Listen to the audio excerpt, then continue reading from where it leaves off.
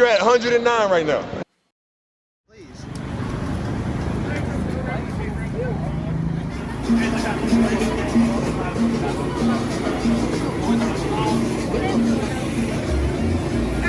Programs. They're competing against, you know, the best of the best.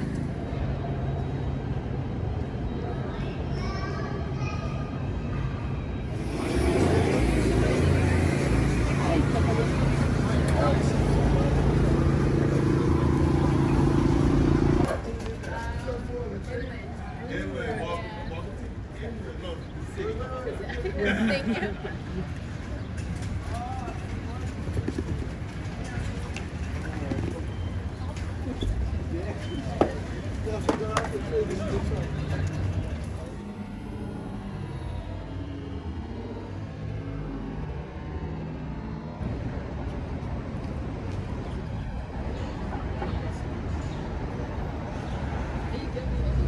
You're at 109 right now.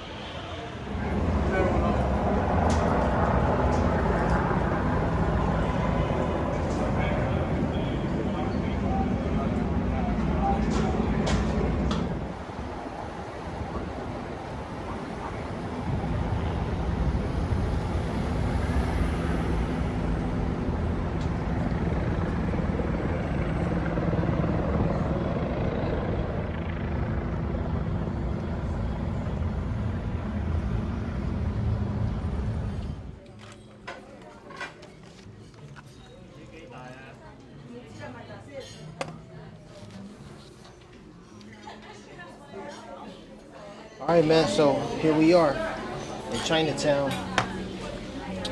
So what did you order? Some fried rice and some wonton. They're expensive as shit, though. You said they're expensive? Hell yeah, for the wonton, $10. It's ridiculous. I gotta get out of LA.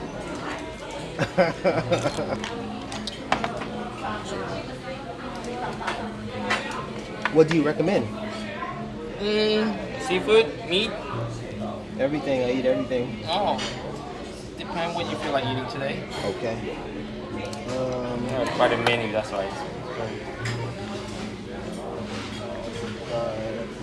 If you nail down something particular, meat or seafood, then I recommend that particular.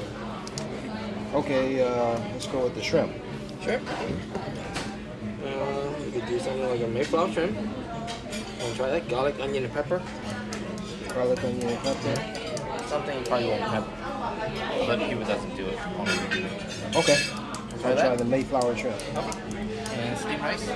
Yes, please. Small steamed rice. Okay. Alright. Would that be all? Anything drink?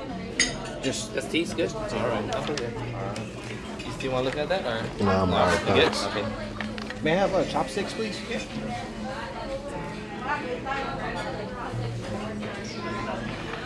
Cantonese Chinese restaurant.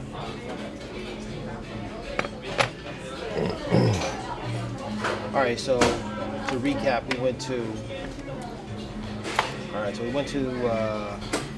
the garment district.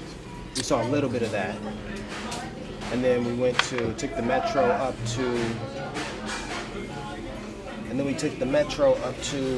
Little Tokyo, and then after Little Tokyo, we came up to Union Station. So now we're here, not far from Union Station.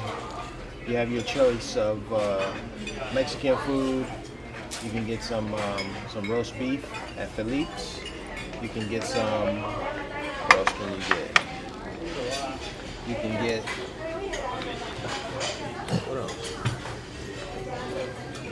Something else. Korean food, Chinese food, you can get a whole bunch of stuff. So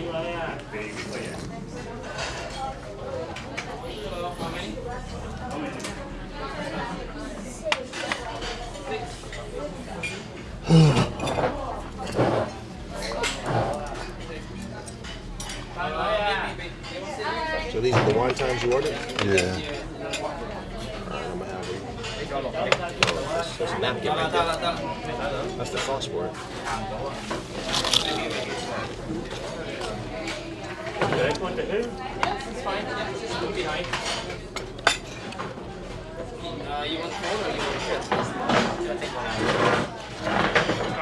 Plastic spoon.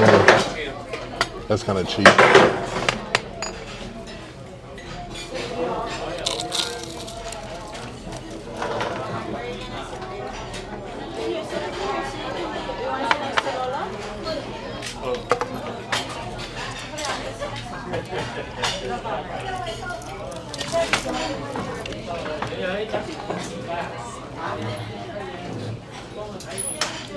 I ain't taste no cream cheese, no crab, no nothing.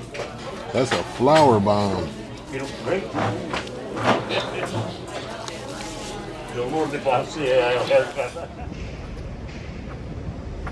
Watching IC 10-9. You're watching IC 10-9. This is IC 10-9.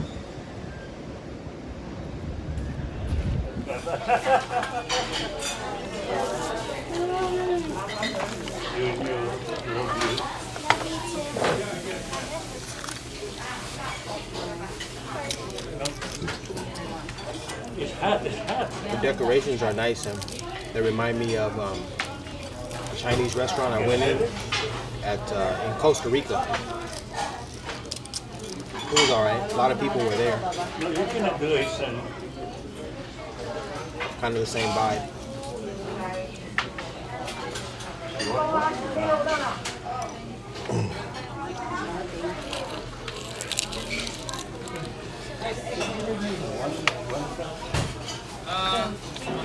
Yeah. Only one for table to share. Yeah. Anybody want some to drink? We're just waiting for the host. Oh, A cup is sitting precariously on the table. it's okay. This is mine? No, that's yours. You ordered water and I just ordered the soda? 7-Up. Yeah. So this is this yours? No, you can have it. Go ahead.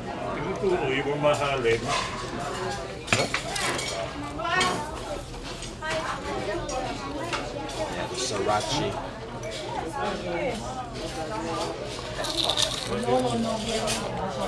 Sriracha. This is made right here in California. Sriracha sauce. Oh yeah? Yeah. I don't like it. Irwindale, California, man. And they had a shortage at one point. They ran out and they had to stop production. I don't know if it was a garlic shortage or if it was a vinegar, so I don't know what it was. But there was a shortage.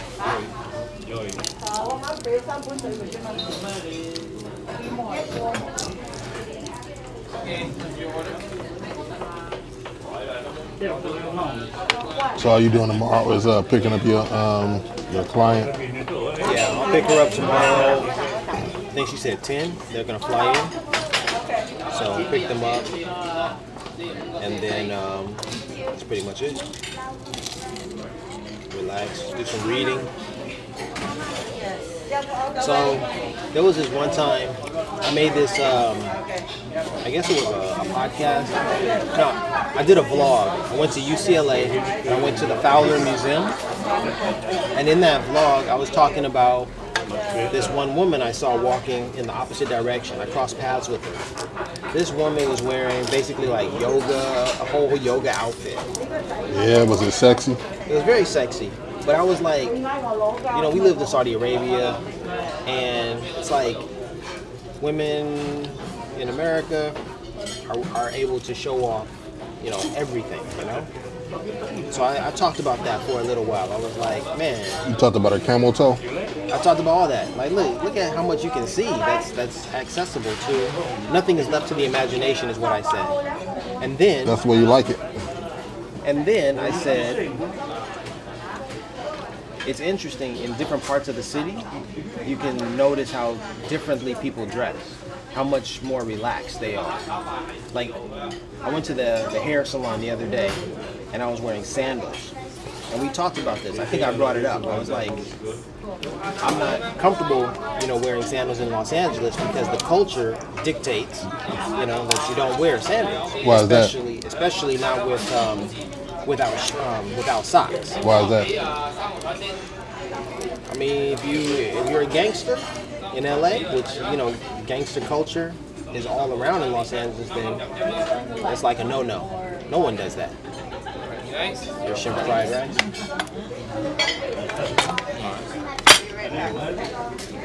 This looks terrible. All right, so Camera, look at this yellow rice. They didn't even fry it. Ain't no soy sauce on it. What is this? where's your camera? Is that the camera right there? Yeah, with the food, you want to show it. You need to grab the. Which one? No, because I ain't gonna. I know. Don't do that. Don't do that. But see, this is what happened, right? Yeah. So First of all, I've worn sandals with no socks when I was with you in LA.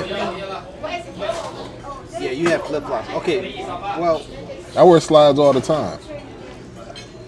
I don't even you're know an all older the. gentleman. I don't know all these dumb LA rules. You're an older gentleman. Okay. So you're a man who's traveled the world. All right. You're not. But what I'm talking about is growing up in LA and pretty much following what you see. And what I saw in Los Angeles growing up was not many people, not many black men, not many. It was standard. It was like it was a white thing to do. I see like in the movies, those gangbangers or whatever, they get white socks and they pull them up to their crotch and shit, and they wear sandals. All right, so there's something about the socks and the sandals. The socks plus the sandals, that's a particular, that's as far as it goes. That's what I'm saying. You have to have a different, comfortability with yourself, in order to... With your sexuality? Kind of. Okay. Now that's pretty much what I was talking about on the vlog. But then here's what happened. Oh, this is gross. I was reading. I can't believe they charged me for this. I was reading. What's his name? Eldridge Cleaver. Conversation. Eldridge Cleaver had a conversation with this journalist, and the journalist. The conversation, the interview took place in Cuba, and so when Eldridge met up with him, he was wearing sandals with no socks. And the journalist noted that, and I think they even talked about it, but the journalist mentioned that sandals without socks is particularly, and he ran the list down. It's like these people wear that style. Only these people wear that style. So this was in the 1960s when this interview took place, and for him to have said that in the 1960s, and for me to have experienced that during my lifetime, to have notated that, like, it's not cool to wear sandals. I thought that was interesting because they wrote it down. They were like, I don't know. At some point in there, they were like homosexuals was in that list. That wears sandals with no socks? That wears sandals. Yeah, okay. For Eldridge Cleaver to have worn them in Cuba, that makes sense because it's hot out there. Hot as it can. Y'all gotta understand, as a non-native to LA, how backwards these people seem to me. It's like, you know the movie Planet of the Apes? That's sort of how I feel in like LA when they describe their culture. Well, when I describe it, because I'm the one, you're getting all this from me. So. Yeah, you probably getting it wrong, so.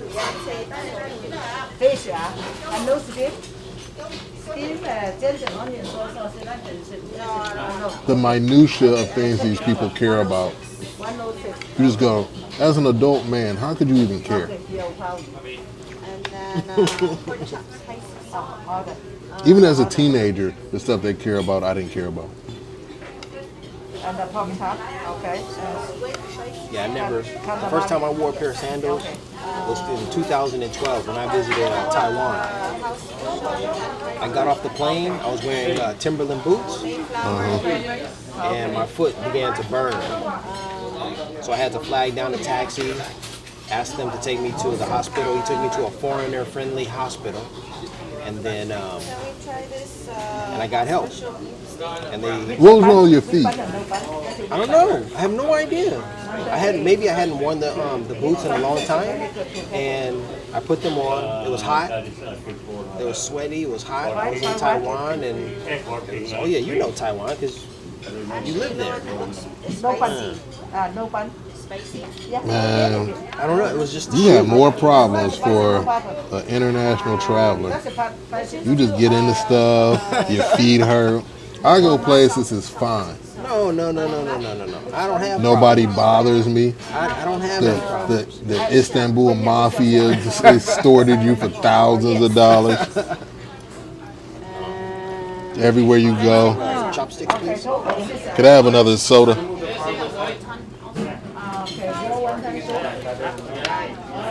Looks pretty good. One day. You want to try some of this? Yeah, I'll take a spoonful. Fry one time. Thank you. Appreciate you. Oh, and then can I try number one?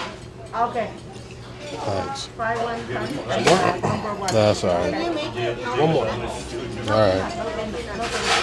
My son is allergic. Okay. เขาก็ปักเอาส้มหมูฟ้าฉันก็จะมาหาร้านอะไรหอ Hey, could I get another soda? Nothing here, peanuts.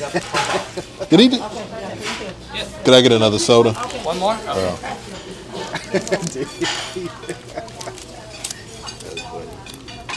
Just ignore me. Okay. One more. Okay. A little spicy there. Woo.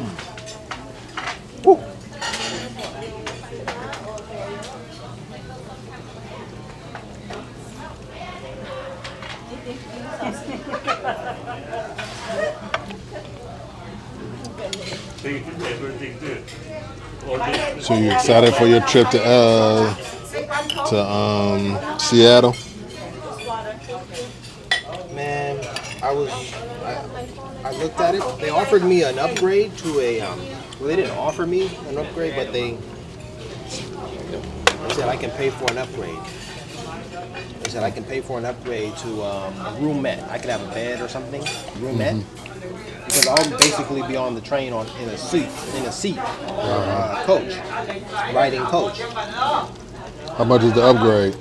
Man, it went like $400 or $500 for the upgrade. Wow. The trip is gonna cost $250 one way in coach. It went like $5. Now, what they said that they said you could actually, well, you have to bid for the seat. The lowest bid could be another $225. Could it be like $10? No, the lowest bid would be $225. But they said if you bid that low, your chances of getting that seat aren't high. So they recommend a $400 to $600 bid to secure the roomette. I'm like, man, no, thank you. I don't want to bid on anything. Yeah, it's a scam.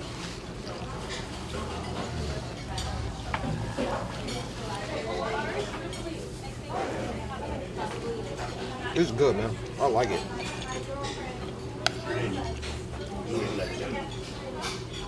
So, should be an interesting experience. Very long. But I watched this video of this young girl who took the trip. Not too young, but young enough, younger than me. And she talked about how the seats recline back really far. And she had a decent dress. Of course, there was no privacy.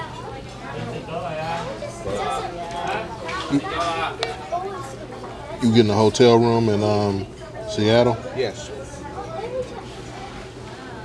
How long you gonna be up there? Well, I'll arrive like 2 nights. I will arrive around 9 p.m. Get there about 10, go to sleep, wake up, go to Pike Place Market, where Starbucks was, I think. Yeah, go to Starbucks.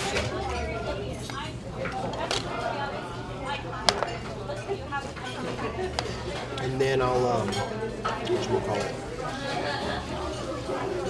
stay there for one night, and then the next night that I go to sleep, I have to get up, probably like 4 or something in the morning, because the flight out is pretty early, and I have to take the metro or whatever. They have a special train that takes you from that area straight to the airport. So basically, one day in Seattle. Boy, that sounds like a terrible trip. That's cold. You going that far just to walk around in one place and come back home?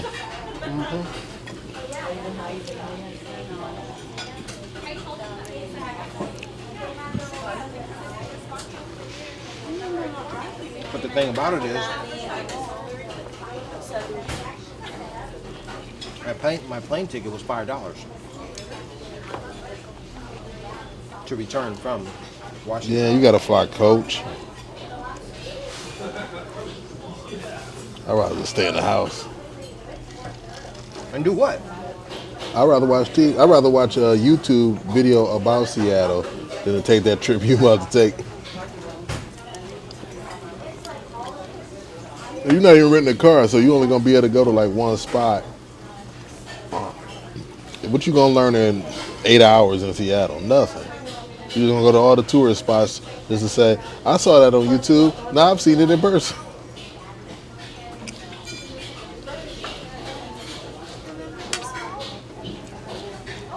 I was thinking about it. I don't like short-term travel. Like when I go someplace, I want to post up for a month or 6 months or whatever. That's when you learn stuff. True. If I just go to like the tourist spots that everybody else go to, what's the difference in me looking at it in person or seeing it on TV? Like nothing was different.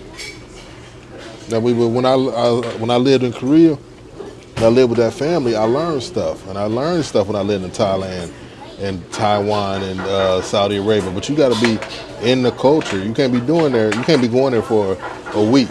In a week, you're gonna do tourist stuff. That's it. You ain't gonna learn nothing. First of all, everybody you interact with is gonna be in the tourism business, so you're not even really learning about the people because you're not interacting with them. You're having a curated experience. So yeah, that's why I don't be big on travel. What do you mean by that? Because you mean the people I'm going to interact with? Yeah, you like hotel people, bus people, airport people. Like these all Americans, so yeah, you can talk a little bit more. But when you're in a foreign country and the only people you're interacting with are the people in the tourism business, you're not even getting a sense of their culture. You don't know nothing about it. Well, I was on the tour in the Philippines when I believe her name was Dora. When Dora, the tour guide, mentioned the short brown people with curly hair in the Philippines, I pulled her aside during lunch and I asked her, I said, tell me more about these people. Can I see them? Can I meet them? So you bothered her? She said, my father takes tours. So I'll contact my father for you and arrange a tour for you and you can go visit them. 2 days later, I was on a trip meeting her father and we were hiking through the mountains of Palawan, going to meet the Batak people. True story. Yeah, because the tour that I was on, I didn't really care for much. I just bought into it because everyone said that's the tour they do when you go there. But Dora had the connection.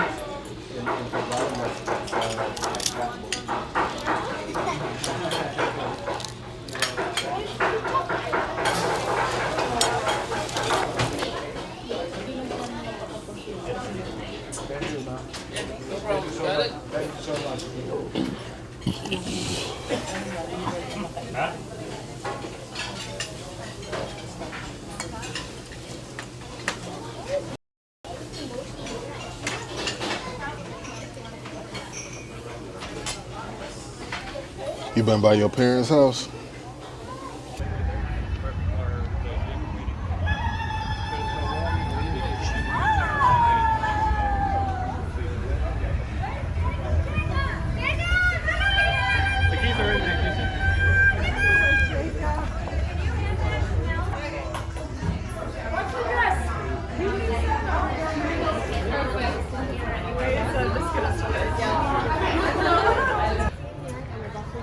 Okay, should we get photos with the car first before the bus? Yes, please.